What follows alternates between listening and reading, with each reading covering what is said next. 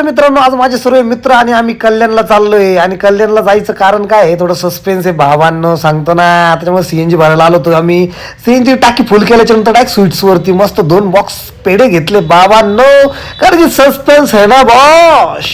त्याच्यानंतर आम्ही डायरेक्ट कसारा बघू शकता तुम्ही. कसाऱ्याला गर्दी काहीच नव्हती, पण कसारा क्रॉस केल्याच्या नंतर तो ट्रॅफिक झाली ना जाम भावांनो. मग तुमचा उपाय पायीच सुटला डायरेक्ट कल्याणला. आणि अचानक मध्ये बघितलं तर काय, गाडी ठोकली कांद्याची. फायनली आम्ही पोहोचलो कल्याणला.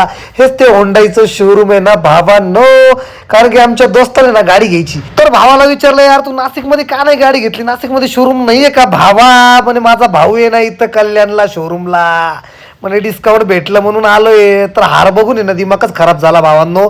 60 रुपयाचा हार आणला एवढ्या मोठ्या गाडीला, दिमाग आउट झाला भावानी. मग रागाच्या भरात डायरेक्ट फॉर्च्युनरचाच हार आणला ना भाई. मग काय फॉर्च्युनरचा हार डायरेक्ट ओराला ना भाई. ओराला फॉर्च्युनरचा हार लावल्याच्या नंतर भावांनो बघू शकता गाडी एकदम खतरनाक दिसत होती. मस्त गाडीची ओपनिंग केली एकदम जबरदस्त भावांनो. ओपनिंग केल्याच्या नंतर म्हटलं चलो अभि नाशिक जाएंगे ना बॉस.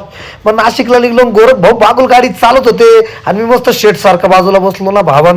अभिनंदन गोरख भाऊ बागुल गाडी घेतल्याबद्दल. भेटू आता नेक्स्ट ब्लॉग मध्ये. लाईक करा, फॉलो करा आणि शेअर करा. धन्यवाद.